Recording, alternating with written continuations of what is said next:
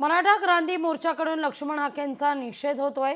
हाकेंनी केलेल्या वादग्रस्त वक्तव्यानंतर हा निषेध व्यक्त केला जातोय।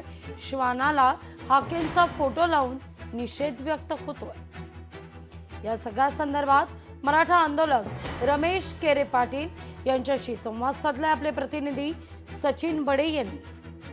लक्ष्मण हाके यांनी काही दिवसांपूर्वी केलेल्या मराठा समाजाच्या विरोधातील विधानानंतर छत्रपती संभाजीनगरामध्ये मराठा क्रांती ठोक मोर्चा आक्रमक झालेला आहे। त्यांनी या ठिकाणी आक्रमक आंदोलन केलेलं आहे।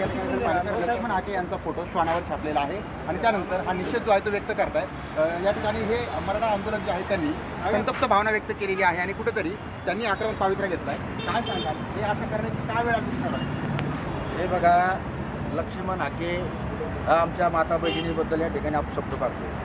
त्याच्यानंतर मराठा समाजाबद्दल अपशब्द या ठिकाणी काढतो। अरे या राज्याचे प्रमुख मुख्यमंत्री आणि समितीचे अध्यक्ष राधाकृष्ण विखे पाटील या ठिकाणी सांगताय तर बाबा हा मी जो जी आर काढला आहे या जी आरच्या माध्यमातून त्या ओबीसी बांधवांच्या आरक्षणाला या ठिकाणी धक्का या ठिकाणी लागत नाही।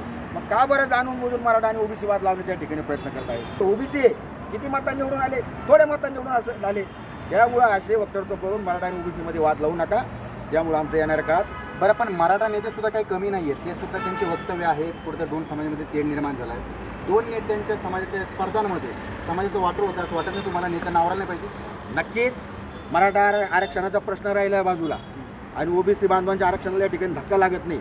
मग का बरं मी मराठा समाजातल्या काही नेत्यांना पण या ठिकाणी विनंती करतो का तुम्ही पण या ठिकाणी ओबीसी बांधवांबद्दल आणि ओबीसी समाजाबद्दल या ठिकाणी काही बोलू नका। आणि ओबीसी समाजातले जे मराठा आहेत ते मला तरी वाटत नाही की ओबीसी बांधवांना या ठिकाणी काही बोलतील।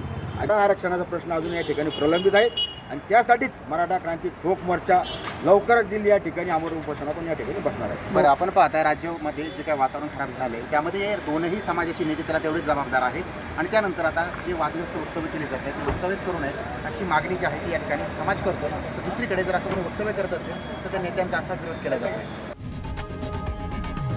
लोकशाही मराठी ऐका, पहा, जागरूक रहा।